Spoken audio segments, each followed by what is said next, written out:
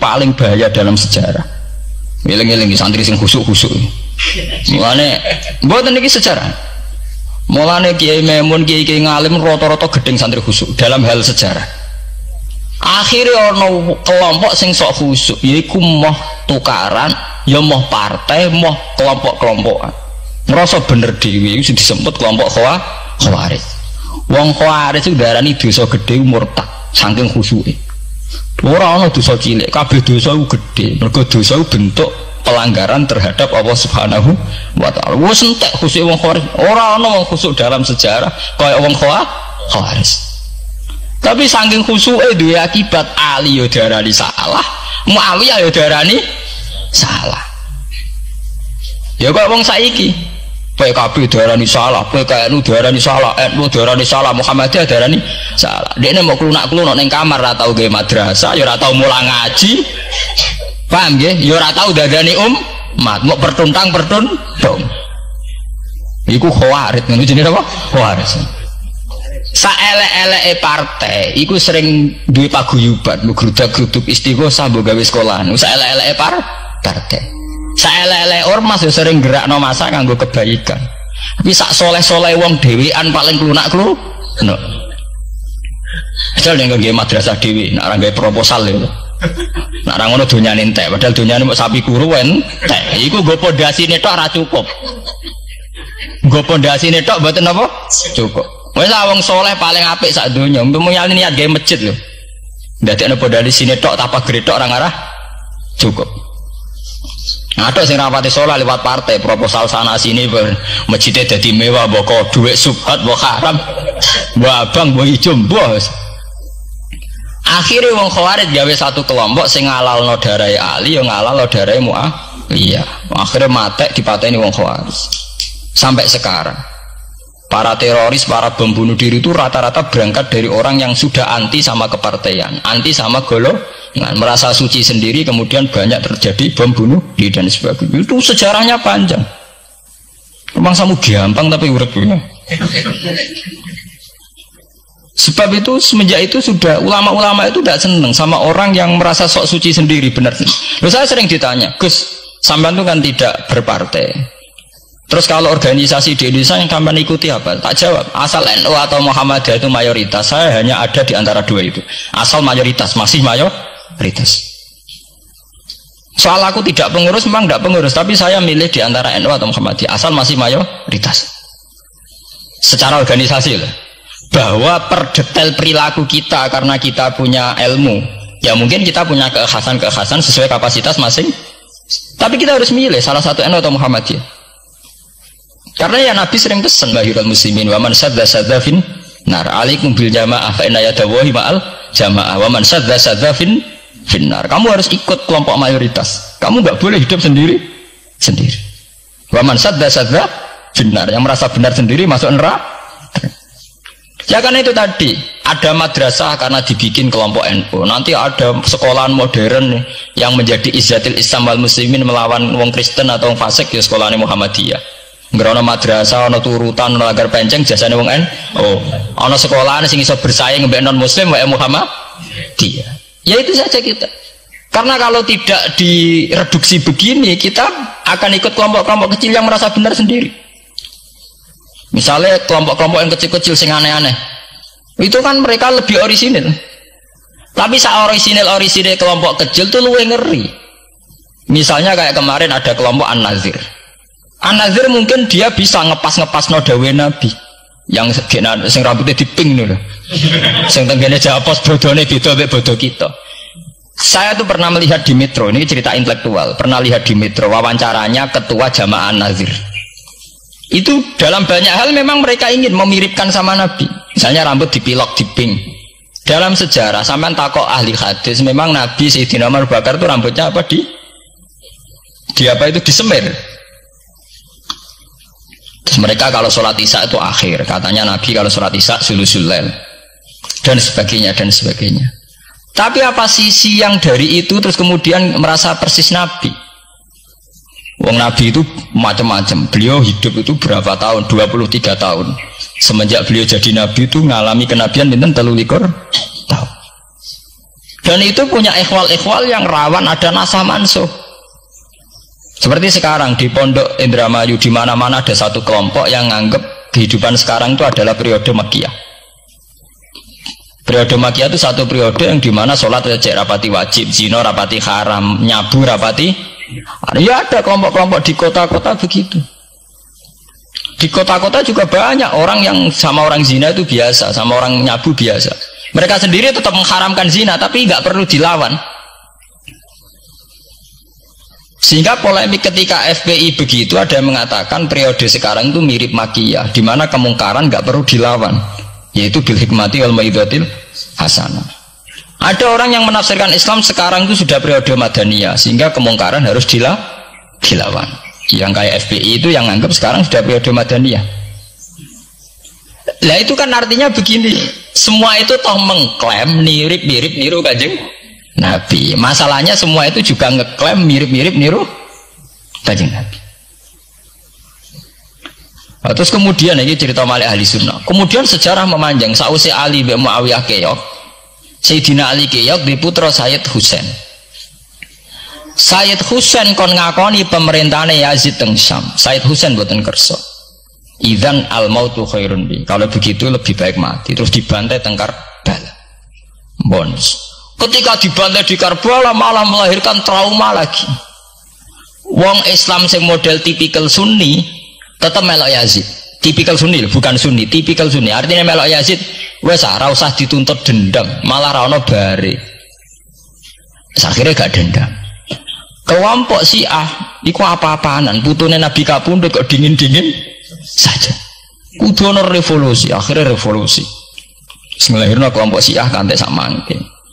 Karena kelompok Syiah itu berangkat dari tragedi Husain, semua penanggalan Syiah mengacu 10 Muharram di tanggal kabudute Sayyid Husain, dan revolusi Syiah selalu mengacu kebangkitan Sayyid Husain.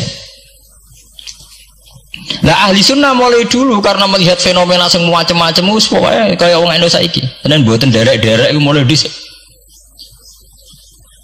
Bon, begitu terus sejarah sampai lahirnya sejarah intelektual. Nah sejarah intelektual sejarah paling nakalan, jadi mau resiko terus ujuk-ujuk dari sejarah intelektual, yaitu yang diikuti kados Mbah Hasyim Asy'ari, Mbah Fadl, ulama-ulama. Terus wonten panduan ahli sunnah secara gampang. Artinya secara gampang begini, ahli sunnah itu siapa? Orang yang dalam bermadzhab fikih mengikuti ahadul madzahib al-arba'ah. Orang yang dalam ilmu kalam mengikuti Abu Musa al-Asy'ari atau Abul Hasan al-Maturidi. Orang yang dalam tasawuf mengikuti Imam Junaid, Abul Qasim al-Junaidi atau Syekh Abdul Qadir al-Jilani. Ya begitu. Tapi kan mereka-mereka yang jadi panutan kita kan orang yang baru datang kemarin. Masa sahabat sabarani ahli sunnah? Tabiin, masa tabiin pengikut Abu Musa al-Asy'ari? Bisa endi tabiin Abu Musa al-Asy'ari? Masa Sayyidina Umar pengikut Imam Syafi'i? Wong dhisik Sayyidina Umar. Nah itu jenenge pembakuan sejarah secara intelektual. Artinya karena mendefinisikan ahli sunnah itu kangelan. Sebabnya ahli sunnah itu wong sing ciri utamane itu Syafi'i atau Maliki atau Hanafi. Dalam akidah anut Asy'ari atau Matu, ya hanya begitu saja. Lah suwe-suwe secara kultural kalau di Indonesia ditakrif ahli sunnah sapa? Ya Narayan, oh ya Muhammad dia. Karena Wahabi itu klaim ahli sunnah, sama jangan salah paham. Wahabi sendiri itu menurut konvensi internasional itu masih ahli sunnah. Yeah. Dalam seminar-seminar OKI sedunia, Wahabi itu masih kategori ahli sunnah. Muhammadiyah termasuk masih kategori ahli sunnah. Tapi kemudian ahli sunnah direduksi lagi. Ahli sunnah iso boy, yang sarungan keturunan kuno ya napa? Ahli sunnah. Nah, repot kan? Akhirnya secara global digawe takrif ahli sunnah itu sapa? Sing ora jelas sikape.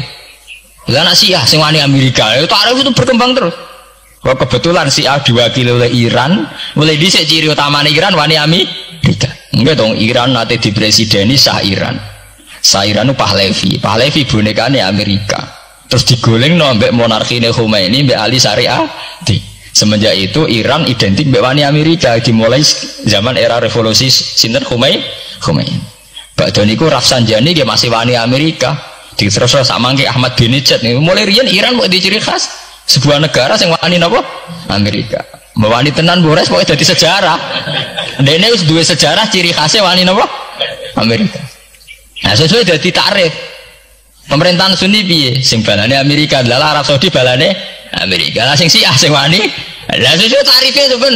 Misalnya Amerika runtuh sing kuat Cina. Lah itulah kehidupan intelektual. Kehidupan intelektual itu akan selalu berkembang. Dan kita sebagai ulama, sebagai orang yang ngerti Quran harus membaca itu terus, fenomena itu, fenomena pergeseran-pergeseran itu. Lah sampai anak menangi lah jenenge kiai ra ketunan koyo muruah. Ya menangi ketika ra ketunan dimulai tradisi PBNU sing tukang kiai desa mesti anak buahe PBN. Oh, lah genge sing Jakarta ora tau ketunan, kewapok. Lah takano Mbah Sakur, jenenge riyen kiai jejer wedok UF. Suwe-suwe wala-wali zaman ketuane kiai rak PBNU. PBNU ini jejer-jejer Megawati. Sering metuki samu wedok do salah, nyoro sing kiai desa. Dikritik atasan, ra dikritik keyakinane dekne ora pas kiai jejer wong wedok ora lara. Ya itu zaman mesti begitu. Kiai desa ngrasa nak lunga ora ketunan UF, ketuane kiai ning Jakarta ora ana sing Orang ana sing ketunan. Cara desa kiai jagoan mbek wong wedok iku ketuane kiai sing di Jakarta. Ya ora trimo jagongan, koalisi. Ya itu kehidupan intelektual. Kita harus lapang dada berani membaca itu. Itu fakta. Kowe ora usah dadi khawarij karena kecewa terus dadi napa? Khawarij. Kecewa Pak Hasyim Asy'ari, kecewa Gus Dur tuh jadi khawarij klunak-klunuk mbak gremang-grem. Nggak bisa. Kita harus gentleman sesuai dawuh Nabi ilzamu jamaahirul muslimin wa man sadda finnar alaikum bil jamaah fa inna yadallahi ma'al jamaah wa man sadda finnar. Mane kula umpama partai nggih milih sing gedhe, ormas nggih milih sing gedhe. Bukan oportunis ya milih yang itu. Mergo sing cilik-cilik malah bulet ngono ngaten. Paham ya? Mungkin yang cilik itu benar tapi bulat. Cara bahasa ini dari mainstream saja, yang umum-umum saja. Kan kalau kiai kan butuh lumah raketunan kira ketunan. Umumnya uang piye ge? Wae umum-umum uang. Kalau niku khusus umum-umum uang, sing ringan-ringan saja itu, sing umum-umum saja. Itu tadi ya. Karena sejarah ahli sunnah sendiri itu sejarah yang disederhanakan oleh proses intelektual. Kalau baleni malik ya. Sejarah ahli sunnah piyambak itu sejarah yang disederhanakan oleh proses intelektual. Ini kemudian ada takrif ahli sunnah itu sapa wong sing cara bermadzhab mengikuti ahadul madzhab al-arba, cara bertasawuf mengikuti Abdul Qasim Al-Junaidi, ya. Cara bertauhid atau berilmu kalam nganggo Abu Musa Al-Asy'ari atau Abdul Hasan Al-Maturidi. Tapi mana ada tarif itu zaman Nabi? Nabi ora menangi periode ini Abu Musa Al-Asy'ari, ya ora menangi Abdul Hasan Al-Maturidi. Zaman itu mau ngoten tok. Ahli sunnah sinten ya Rasulullah? Ma'ana alaihil yauma wa ashabi. Ya wong sing anut aku lan anut sahabatku. Alaikum bisunnati wa sunnatil khulafair rasyidin al-mahdiyyin. Kowe ku anut aku lan anut khulafair rasyidin. Iya zaman Abu Bakar enak ketuane sitok. Tunggale zaman Mbah Hasyim Asy'ari enak karo anut Mbah Hasyim, nak era putu. Jare sepuh ya putune, jare sitok iku ya putune, iku ya putu, angger wong ya putune. Kula ereng wonten kiai alim wali teng Jawa Timur. Niku anak putune iku ora bangga. Mergo angger wong ya putune. Lho nggih to nggih. Misale Mbah Hasyim Asy'ari kiai top, nah Mbah Hasyim jek dhewean kabeh wong menapa dawuh Mbah Hasyim. Era anak rek 6 5. Dan era putu kareknya ngitung kan, anak 5 dan anak 5 anak putune wis salah sawe. Putune madzhabe beda. Wong kula mondok sarang nggih menangi. Istilah sarang riyen Bani Ghazali, madrasah sarang namine Madrasah Ghazaliyah. Era Mbah Ahmad Bani Ahmad, era Mbah Zubair Dugdeng, alim terkenal istilah Bani Zubair. Samangke pun benten malih. Putrane Mbah Zubair itu banyak. Ya, putrane Mbah Zubair banyak. Nah kebetulan yang punya nama besar Kiai Maimun, ya ada sendiri Bani Maimun, yang satu Bani siapa Bani, ya sama Mbah Zubair. Tapi era anak kan sudah beda kan. Lah Mbah Hasyim Asy'ari nasibnya ya nanti kayak itu. Beliau satu dulu masih tunggal, wong mesti daerahnya Mbah Hasyim Asy'ari. Era putu, Gus Dur ya putune, Lili Wahid ya putune, anaknya Ki Wahid piyambak pinten. Urung anake Pak Yusuf Hasim piyambak pinter. Misalnya anake oh pirang-pirang kabeh ketika tukaran alasan aku ya putu iku ya putu. Sing dinggo genderane bae ayo. Dan iki kula cerita, Mbah Batu Ampar, Samsudin Batu Ampar wali terkenal. Ya wong dadi putune ya bangga, tapi saiki putu-putune ora bangga. Mergo anggere wong ya putune. Lah nek sebagian anake sing seneng wayo, apa anggere wong putune. Wong di antara duriyane sing seneng wayo. Anggere wong ya putune. Ini masalah-masalah yang itu tadi ya. Kemudian ada persederhanaan intelektual. Kayak masalah ahli sunnah itu. Sing anut Sayyidina Ali jari anut sahabat, sing anut Muawiyah jari anut sahabat. Termasuk sing anut Ibnu Abbas, sing anut Abdullah bin Umar. Di mana dua sahabat ini dalam posisi orang melok-melok. Makanya kayak saya, kayak ulama-ulama rata-rata mengikuti mazhabnya Abdullah bin Umar. Karena saat ada konflik Ali Muawiyah, beliau itu bersikeras orang melok-melok. Beliau tetap mengajarkan sunnatul Rasulillah tanpa berpihak kelompok. Tapi banyak riwayat mengatakan Abdullah bin Umar bin Abbas itu kecewa. Hanya kecewa itu gedon dia ramelok-melok. Ya karena itu tadi, ketika ada dua pilihan ramelok-melok itu ya terus repot. Dia tuh sampean saiki pikir mau nih, saelek-eleke wong melok P3 atau PKB, iku melok nentokno kemaslahatane Jawa Timur, mbuh Bojonegoro, mbuh apa. Tapi saapi-api wong ra melok-melok, nentokno mudun lho ra melok-melok. Sehingga ada mazhab ahli sunnah sing majibno wong kudu melok-melok. Karena saapi-api wong ra melok-melok iku ndak ada yang dikaryakan, nggak ada yang dipekerjakan.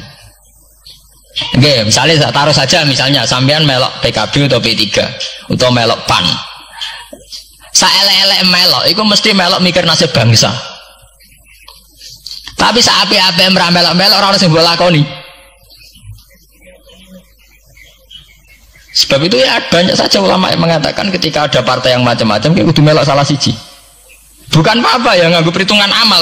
Kalau lama ya pakai perhitungan apa? Amal. Sebab itu ketika ada waqatil Jamal, ketika Sayyidina Ali bentrok be Aisyah, itu ya sahabat ada yang melok Aisyah, ada yang melok Ali, orang kok terus muni ra melok. Ya tapi itu tadi kula matur teng awal, ketika Rasulullah dawuh kowe anut aku lan anut sahabatku, dawuh iku masih normatif. Artinya normatif ketika sahabat kepemimpinannya tunggal jelas anut Abu Bakar. Lah nek saiki sahabate dhewe wis tukaran. Iku tunggale ana wong dawuh kowe anut kiai, mati urip donya akhirat anut kiai. Urusane kiyaine dhewe wis beda be. Ngono urusane kiyaine dhewe wis beda. Nah iya misalnya kiai PKNU kan ngono alasane, kowe anut kiai, anut sapa ora anut? Ya empun Mbah, tapi kiai kula P3. Mau cari kiai P3 kowe mati urip anut kiai, empun anut Mbah, cuma kiai kula PKB. Lah ini masalah. Lah ahli sunnah itu kayak itu, posisinya itu begitu. Nah, kemudian konvensi internasional mengatakan daripada bulet ngono terus dibakukan secara intelektual dan diikuti oleh Mbah Hasyim Asy'ari, Mbah Fadl, ulama-ulama Indonesia, terus gawe takrif sing sederhana. Ini terus dibakukan lewat kitab Al-Kawakibul Lama'ah sing disahkan Muktamar teng Jombang. Ahli sunnah pokoknya panduannya begitu. Fikih aja sampai metu ka madzhabul arba'ah. Tauhid aja metu ka Abu Musa Al-Asy'ari atau Abdul Hasan Al-Maturidi. Tasawuf anut Imam Abdul Qasim Al-Junaidi atau anut si Abdul Qadir Al-Jilani. Ya, atau Imam Ghazali ya kayak itu. Artinya umpama bebas ngeri. Misalnya bebas ngeten. Fikih anut Dawud Ad-Dhairi, ora selingkuh terus ki misalnya. Wong Dawud Ad-Dhairi syaratnya kawin kaya wong selingkuh. Mesine fikih anut Dawud Ad-Dhairi gak barbaran dah. Oleh kawin mut'ah, oleh kampung tak apa wali, opras neng hotel seksine supir tok terus kawan kawin. Lah umpama tasawuf anut Ibnul Arabi utawa anut Al-Halas, apa ora wahdati wujud kabeh manunggaling kawula ing Gusti. Untuk nggak tahu kita tasawufe kon anut Abdul Qasim Al-Junaidi sing kaya umume wong. Beliau sebagai ulama ya mulang ya kumpul wong. Lah munggo tasawufe anut Ibnul Arabi, apa ora wahdati wujud utawa anut Husain Al-Khallat apa ora dadi Siti Jenah. Paham ya? Jadi orang gunane dibatasi, nek ora dibatasi liar tenan.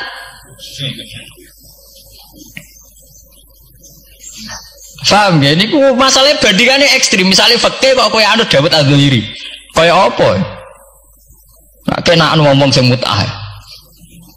Malah anggar ngaji mu'in wahab anggar nyeritakno syarat kawin nganggo wali khilafan di Dawud Adz-Dzahiri. Nganggo syahid ya khilafan di Dawud. Mergo cek dendam ulama-ulama beda Adz-Dzahiri. Syarat kawin kok gampange kok. Paham ya? Lah santri dendam mbek madzhab dhewe mergo syarat kawine santri kudu nglibatno bapake wali. Lah kadang bocah wis pacaran bapake ra setu. Dadi santri rata-rata nganti-nganti Joko tuwa ya korban madzhab sapi. Mergo bocah wis gelem bapake ora gelem. Lah bapak ning gone fikih Syafi'i dilebokno rukun. Dilebokno napa? Rukun. Angel langkane. Lah ya ahli sunnah itu terus disederhanakan. Kula nggih matur nuwun nggih. Saya pikir kados Mbah Hasyim Asy'ari, kados Mbah Fadl, Kiai Memun, kiai-kiai yang alim riyen Mbah Maksum, Mbah Ali Maksum yang bertanggung jawab terhadap proses kesederhanaan ini. Tapi kita harus terima kasih. Lewat muktamar di Jombang atau musyawarah besar tidak tahu saya, itu yang jelas di Jombang itu disederhanakan tuh mudah. Ya tadi andai kan tidak disederhanakan begitu, kayak kasus-kasus di kampus itu. Di kampus karena saking hormatnya terhadap nilai intelektual, tasawuf manapun diambil. Termasuk tasawufnya Jalaluddin Rumi, tasawufnya Ibnul Arabi, tasawufnya Husain Al-Hal. Nah, sehingga mereka enak saja wae Jumatan untuk nganggo tarian, jenis tarian Rumi, gak usah Jumatan. Ke tarian Rumi ya ibadah, Jumatan gitu. Kan dari Rasulullah Shallallahu Alaihi Wasallam itu harus ditulis. Karena hanya dengan ditulis ilmu itu abadi. Nggak boleh riwayat itu hanya berdasar karena kamu hafalan mundobit. Itu terus tidak nulis, tidak boleh. Kita itu punya pengalaman buruk dan itu eman betul. Gini ku fiqhul Les bin Sa'ad. Al-Les afqahu min Malik. Dewi Imam Syafi'i. Al-Les afqahu min Malik. Illa anna ashabahu dayya'uhu, kata Imam Syafi'i. Lais itu orang paling alim, alimu Misra, faqihu Misra. Itu kalau debat sama Imam Malik itu berjilid-jilid. Tapi ashabu Malik itu lebih peduli terhadap pikiran-pikirannya Imam Malik, sementara ashabul Les itu enggak. Sehingga enggak ada mazhabnya hilang. Jadi nasib ulama yang mazhabnya hilang itu Les bin Sa'ad. Kemudian Sufyan bin Uyainah, ini semua gurunya Imam Malik. Sufyan As-Tsauri juga gurunya Imam Malik, gurunya Imam Syafi'i. Nanti nasibnya Mbah Mun kalau tidak ada yang mentadwin, membukukan, akan seperti itu. Karena orang akan menafsirkan tidak dengan panduan guru-gurunya ila Rasulullah Shallallahu Alaihi Wasallam. Saya masih ingat ketika ini betapa luar biasanya Mbah Mun tentang tafsir. Seperti yang kita katakan Gus Rosid tadi, Mbah Mun itu putra Mbah Zubair, tapi ngaji sama orang ahli tafsir, ahli Quran, ini Said Alam. Sehingga Habib Salim Asy-Syatiri itu punya karangan ya tentang tafsir, namanya An-Nafahat Al-Haramiyah atau Al-Fawaid Asy-Syatiriyah. Kalau gadah kitab sekitar 2 jilid. Mbah Mun itu dulu ngajar kita Faidul Khobir fi ulumil Quran, fi ulumit tafsir. Rian ngajar seminggu 2 kali di MGS. Ini Pak Sukron ya termasuk alumni MGS, berarti pernah sekolah berapa kali Pak? Diulang Mbah Mun? Seminggu 2 kali. Seminggu 2 kali. Hatam. Tak kok hatam gak boleh. Jujur itu baik. Jadi jujur itu baik. Nah, barokahnya mudawan. Saya beri contoh satu, betapa resikonya andekan ilmu itu tidak mudawan. Ya kayak Khawarij itu. Khawarij itu orang yang ibadahnya khusyuk, tapi itu kecelakaan bagi sejarah umat. Sampai Nabi ngendikan syarru hadil ummah al khawarij syarrul khalqi wal khaliqah. Orang Khawarij itu buruk-buruknya makhluk, ini Kak sabda Rasulullah sallallahu alaihi wasallam. Karena orang Khawarij itu menganalisis nubuah itu dengan pikirannya sendiri, bukan dengan pikiran sing mudawan musalsal ila Rasulullah sallallahu alaihi wasallam. Saya beri contoh yang paling gampang. Ketika Nabi Fathu Mekah itu kan corong Jawa kudune kaul itu semangat tawaf. Tapi Nabi unik, semua sahabat itu tawafu mus'atan, semua tawaf secara jalan kaki. Padahal kayak apa kita diusir dari Mekah, kayak apa kita meninggalkan Mekah secara tidak terhormat. Mestinya Fathu Mekah yang diperjuangkan mati-matian itu menjadikan hal yang luar biasa. Dan kita punya kaidah al-ajur bi qadrit ta'ab, bahwa pahala itu sesuai tingkat kesulitan. Tapi Nabi itu unik, semua sahabat itu tawaf jalan, tapi Nabi itu tawaf rakiban. Nabi dengan santainya naik unta, kemudian beliau tawaf. Itu andai kan tidak ditadwin, tidak dibukukan oleh ulama-ulama, termasuk Imam Nawawi yang ngarang Majmu', maka orang Khawarij atau yang sejenisnya, nggak usah diterjemah garis keras atau garis apa nanti sensitif, pokoknya Khawarij dan sejenisnya. Dan itu di Mekah, jadi kamu jangan ngait-ngaitkan dengan Indonesia. Itu mesti menafsirkan kok enak Nabi lengas-lengas numpak unta sing liyane mlaku.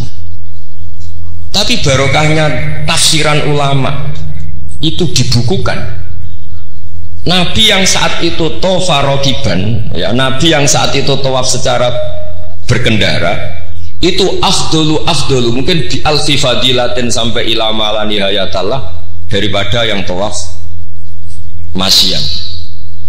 Karena yang tawaf berjalan itu hanya melakukan satu kaidah bahwa al-ajri bi qadrit ta'ab. Tapi itu punya resiko fikih jangka panjang. Andai kan Nabi ikut tawaf jalan, maka akan dianggap syarat sahnya tawaf harus berjalan. Dan itu kita kesulitan ketika kita setengah lumpuh, setengah sakit. Lalu kalau kita pakai kursi roda, pakai skuter, dalilnya apa? Barokahnya Nabi tawaf rakiban, maka ada solusi, ada referensi kalau kita tawaf tidak masyian, yaitu dengan cara naik kursi roda dan yang lain-lainnya. Maka ketika Imam Nawawi, maka yang dilakukan Nabi itu fardun alaihi, Nabi melakukan itu harus, karena Nabi harus menjelaskan ke umat bahwa tidak termasuk syarat sahnya tawaf adalah secara berjalan, tapi naik juga boleh. Itu andaikan tidak ditadwin oleh ulama, maka pikiran ini tidak sampai kita. Dan kita rodok-rodok Khawarij, kok enak Nabi, padahal Nabi pas itu ya sehat. Nah sama, ketika Mbah Mun ngersakno Gus Yasin jadi wakil gubernur, juga banyak Gus Rosid ini, Gus Subab kerso jadi DPR RI, Gus Kamil ya ketua DPR Rembang. Itu maka menjadi fikih bahwa ulama itu tidak harus berhadapan-hadapan dengan negara. Buktinya orang sekali Mbah Mun, putrane diminta disuruh mengkhidmati negara. Sehingga harus menjadi tradisi besar bahwa ulama dan umara tidak harus berbenturan. Bukan masalah menangkal. Coba kalau itu tidak ada rawinya, paling golek gaji, paling golek duit. Nah itu kan ruwet. Itu tafsiran Khawarij.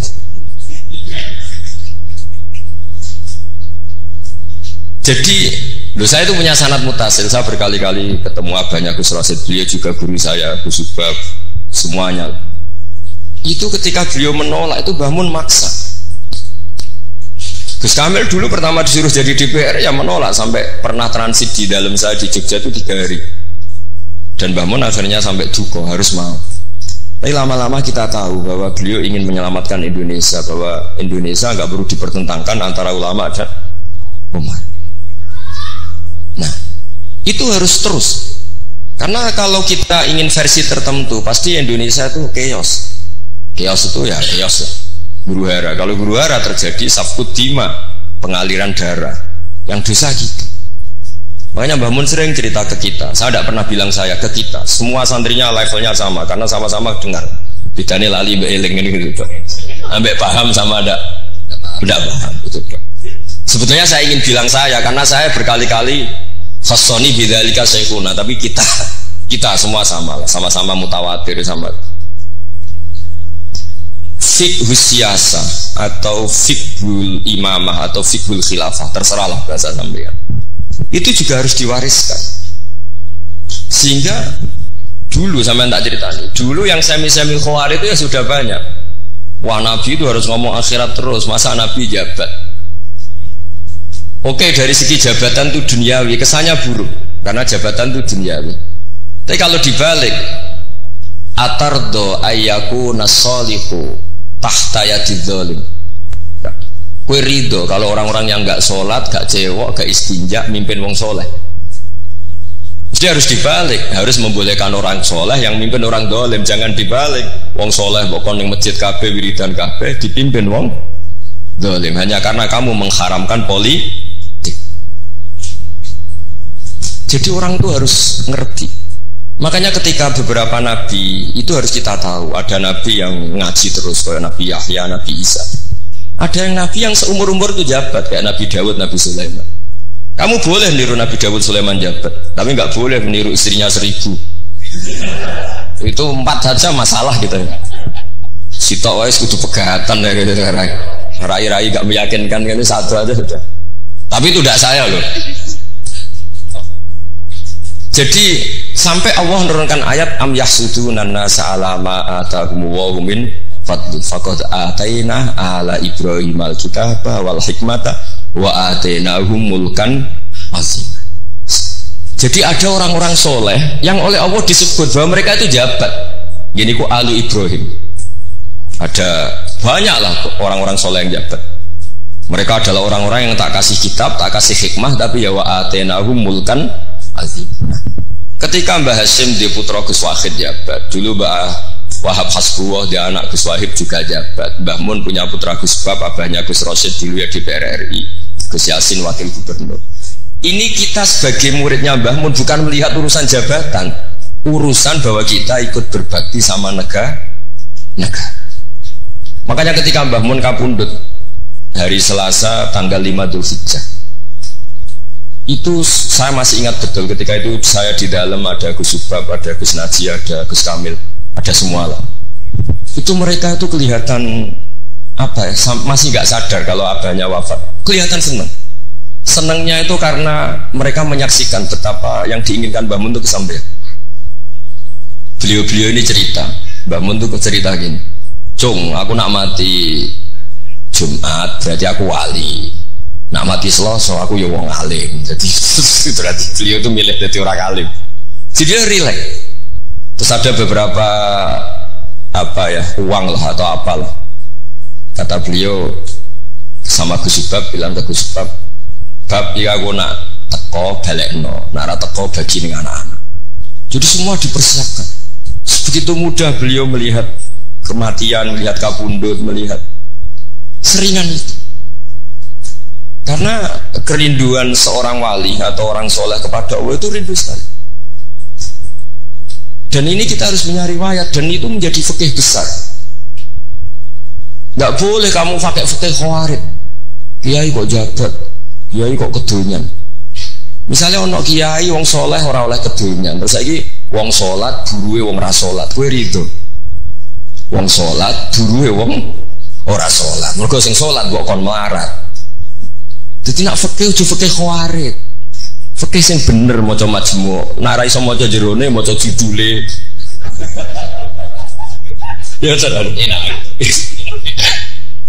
Mungkin Pak Doni, Pak Sukron ya. Karena dia di Mekah lebih terkenal ketimbang Mbah Mun katanya. Itu Mbah Mun sampai tertawa-tawa. Mbah, jebule jenengan mriki terkenal kula. Kok iso kron? Lah niku tiyang tunggal dalam iki Sukron. Ya jadi Mbah Mun punya murid ya macam-macam. Ada yang kayak saya, ada yang kayak Pak Sukron. Makanya saya pertama datang, Sukron tikur, jarang enten, celok, nah agak teko, agak germisi ya. Terus datang. Tadi bisi saya, Gus Audi foto, nak raja jenengan gak di foto. Terus saya bilang gini, saya itu kalau di mana-mana sering jejer wong putih, lagi ki jejer wong ireng. Semoga ini kafarohnya saya jejer wong putih-putih.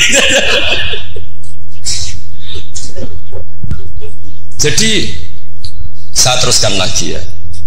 Harus selalu ada riwayat. Makanya saya alhamdulillah pernah diminta Gus Subab itu ya guru saya, beliau baca manhajnya fikihnya Mbah Mun di acara kesekian harinya Mbah Mun wafat. Karena saya masih ingat betul ketika di Medina saya sering digandeng Mbah Mun. Sholahuddin Al-Ayyubi nganti pintere ngono iku jarene mergo murid Imam Ghazali. Tapi jarene hak muridé ibu putu murid. Saya bilang putu murid ya impun nanti kula hitung nak murid mboten pas, mboten tok waktune. Yes putu murid. Karena saya pernah di masjidnya Sholahuddin Al-Ayyubi di mimbarnya. Itu futuhatnya itu sekitar 815. Jadi kalau tak hitung Imam Ghazali lahir 410, 450, wafat 505, kayaknya betul menang. Oh ya senang putu murid. Itu beliau punya konsep mengalahkan pasukan salib. Itu yang dipakai itu kitab Ihya. Itu singkat cerita beliau nyuruh jaiku golek ya. Tak cari ya. Ketemu terus tak tasihkan beliau ya itu sih tak maksud ya. Itu Imam Ghazali begitu fasih cerita tentang penyusunan kekuatan. Dan itu logikanya sederhana sekali dari sesuatu yang jibillah, yang normal. Misalnya begini ya, al-insan abdul ihsan. Bahwa manusia itu pasti menjadi budaknya kebaikan. Hitung saja sekarang misalnya begini, kita jadi orang soleh, meditera karuan, gremengan sinis. Yang ini orang fasik, senyum, lomo, apian. Kira-kira orang netral itu kalau jagungan ke kamu apa ke sini? Yang lomo, yang nyaman kan? Sehingga orang boleh mengatakan ketika ngarang fikih, senyum itu sunat di karangan fikih. Tapi di aplikasi nyata tidak bisa. Bagaimana kalau ada orang netral, bisa soleh, bisa fasik, sing fasik senyum, sing soleh merengut, sehingga yamilu orang yang netral ini ke yang fasik. Kamu bisa ngarang fikih kalau sedekah itu sunat, karena itu sudah tidak wajib, karena yang wajib itu zakat. Kamu bisa ngarang fikih seperti itu.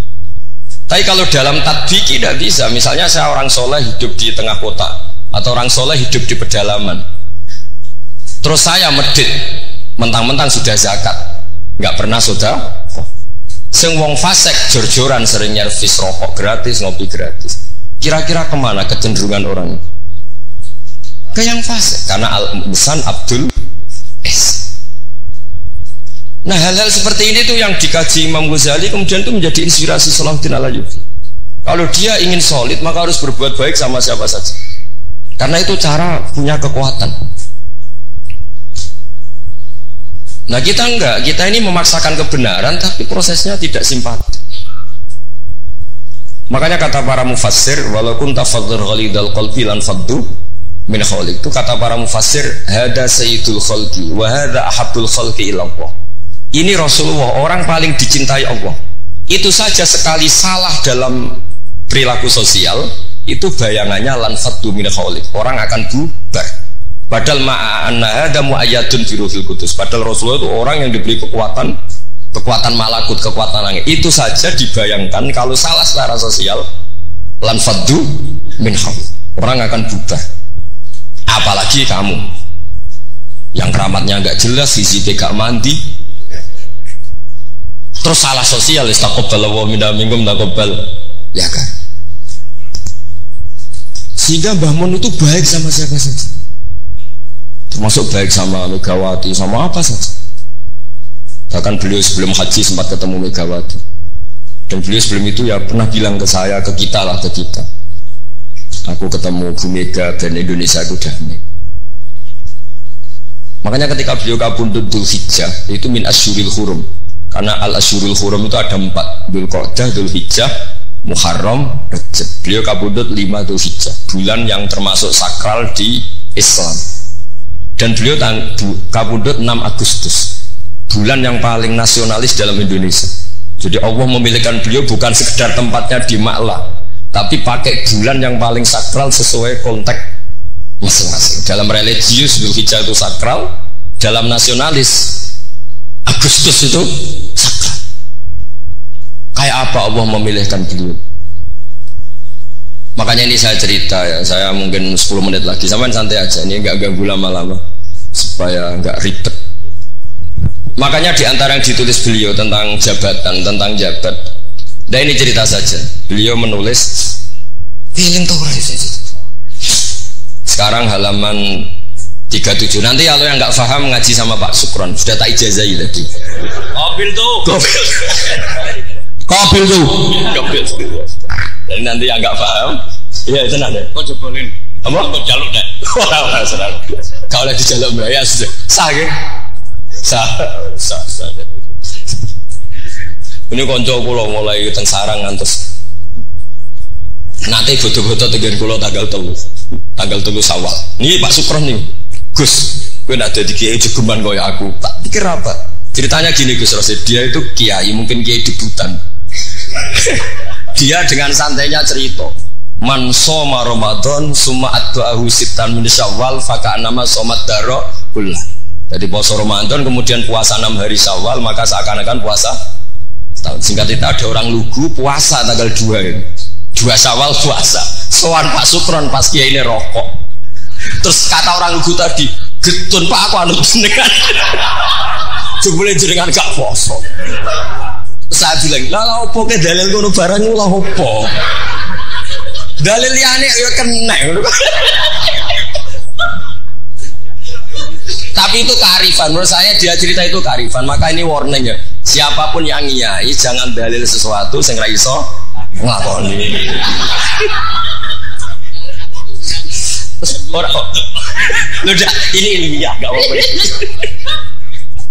Lho kula lah ya rapati wani dalil sing ngoten-ngoten ora wani mergo wong santri sarang beben ora usah dirakat beben. Mun ping 6. Nggih, tambah sepik. Dari bangun setahun memang ini didikan sarang yang keterusan. Mbah Mun itu kan mengharamkan santri tirakat. Iya, santri ora usah tirakat. Santri sarang ora usah tirakat. Mondok sarang tok iku istirahat. Nang yo banyune wasin. Kadang ape ning WC yo iku ning lembak-lembak. Wis banyu wasin gone sesekan ra di duweke wis sung-sung ora tenan ngono. Jadi ora usah tirakat itu wis istirahat. Jadi saya ulang lagi ya, al-fiqhu fikih itu harus mudawwan. Saya yang sudah kecelok alim saja itu sering nggak tahu kalau itu tidak ditulis oleh ulama-ulama kita. Kayak tadi, kenapa Nabi tofa rokiban? Padahal Nabi juga yang mengajari al-ajru bi qadrit ta'ab. Andai kan Nabi tidak tofa rokiban, maka kita akan kesulitan nyari referensi bagaimana hukumnya tawaf pakai kursi roda. Barokahnya mudawwan dianalisis oleh Imam Nawawi dan seterusnya bahwa Nabi tofa rokiban adalah wajib bagi beliau untuk memberi pelajaran bahwa itu sah. Coba kalau nggak ada penjelasan itu, mungkin orang menduga-duga Nabi ku piye dipek menangi dewe mukhawarid sebenarnya. Dan itu harus ada yang mudawwan. Sama seperti Nabi Dawud, Nabi yang jabat, Nabi Sulaiman, Nabi yang jabat. Supaya jabatan itu tidak tunafis solafiyah, bahwa jabat itu tidak berlawanan dengan kesolehan. Nyatanya banyak orang soleh yang jabat. Tentu yang nggak jabat lebih banyak. Islam tak belo. Pak Sukron dia soleh tapi buatan jabat. Cuma soleh sampai kuat ngantek kapan ya roh. Nah sini yang halaman ini terakhir, masih 7 menit, 37. Hada summa idza nazarna ilal adarisan. Kula waca. Bismillahirrahmanirrahim. Wal mamlakatani al ukhrayani allatani mazalata qaimataini ilal yaum. Ani al mamlakatal hasyimiyah al urduniyah wa mamlakatal maghrib tawallahuma al hasaniyuna aidan. Artinya Mbah Mun cerita bahwa banyak orang-orang soleh bahkan min dzurriyyati Rasulullah sallallahu alaihi wasallam dan mereka jabat jadi raja, yaitu pasnya di Maroko adalah rajanya Al-Hasani, apa? Hasani. Juga di Ordon, di Jordan itu rajanya Al-Hasani. Intinya Mbah Mun mau ngendikan kamu jangan anti jabatan. Banyak orang-orang soleh yang jabat, bahkan bukan sekedar soleh tapi itratu Rasulillah, al-itra at-tahira, itratu Rasulillah sallallahu alaihi wasallam. Ini dan beliau menulis itu. Wal mamlakatani al ukhrayani allatani mazalata qaimatain ilal yaum. Ini al mamlakatal hasyimiyah al urduniyah wa mamlakatal maghrib tawallahuma al hasaniyah itu. Hada summa idza nadzarna ilal adarisah. Adarisah itu Sayyid Idris. Sayyid Idris itu al Hasani ya. Jadi al Hasani yang paling populer di Maroko namanya apa? Al Idris. Makanya disebut Adarisah. Yang dzurriyyahnya Al Idris disebut apa? Adarisah. Kayak yang bermadzhab Hambali disebut Hanabilah. Summa idza nazarna ilal adarisa wajadna anna ba'dhum wasalu ila sultanah war riyasah. Faqad sabaqa an assasa Sayyid Idris bin Abdullah daulatan azimatan fil Maghrib wa nudiya bis Sayyid Muhammad As-Sanusi malikan ala Libya. Jadi ini saya mau cerita Mbah Mun itu satu khazanah besar, melahirkan murid-murid yang alim alamah ya banyak sekali tidak bisa dihitung. Melahirkan murid yang bahkan putra yang cakap politik banyak. Siapa yang nggak ngaku alimnya Gus Najib? Siapa yang nggak ngakui fleksibelnya Gus Subab di jabatan Gus Kamil? Itu nggak bisa terhitung. Makanya ini khazanah besar, nggak usah dibentur-benturkan. Ada yang nekuni alim, ada yang nekuni jabatan. Semua itu untuk li'ilain apa? Kalimatillah. Jadi ini nggak ada masalah. Wonten sing kono Pak Sukron sesurip wae, menengah urip wae. Tapi tadi sudah tak ijazahin. Nanti pokoknya ini kalau nggak paham tanya Pak Sukron. Assalamualaikum warahmatullahi wabarakatuh. Oke, terima kasih buat teman-teman semua yang sudah menyaksikan video ini. Mudah-mudahan bermanfaat dan bisa menambah ilmu dan keberkahan buat kita semuanya, guys. Dan oke, buat teman-teman semua yang baru gabung di channel ini, jangan lupa like and subscribe dan nyalakan tombol notifikasinya biar nggak ketinggalan video-video terbaru dari channel Sahabat Orchid TV, guys. Dan oke, buat teman-teman semuanya dimanapun Anda berada, mudah-mudahan kita diberikan kesehatan, rezeki yang melimpah dan panjang umur. Oke, terima kasih. Salah-salah dari kami, mohon maaf. Ada kekurangan. Wassalamualaikum warahmatullahi wabarakatuh. Bye-bye.